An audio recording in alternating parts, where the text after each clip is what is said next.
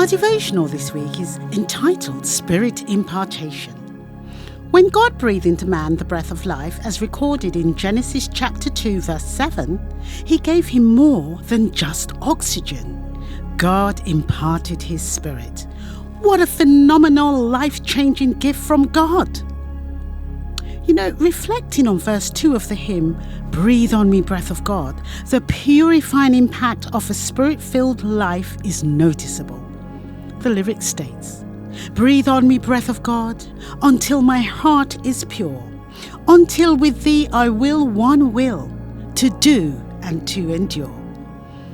Just as God breathed his breath into Adam on that first Friday in the Garden of Eden, each Friday at sunset, I imagine God's life-giving breath being breathed afresh into our being in an act of spiritual recreation.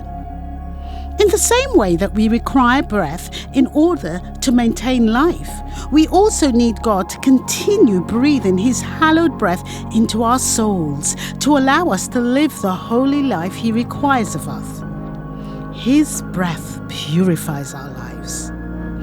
Verse 3 is indicative of what a spirit-filled life looks like.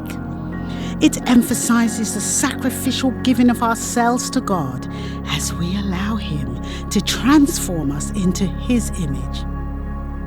The word states, Breathe on me, breath of God, till I am wholly thine, until this earthly part of me glows with thy fire divine. These words read like a prayer as the hymn writer petitions God's transformational breath to keep doing its work until humanity is filled with divinity.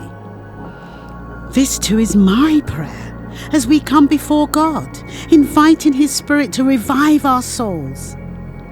I note also the significant change God's breath made to Adam. Without God breathing into him, he would have remained a formed sculpture of clay. God's breath made the difference.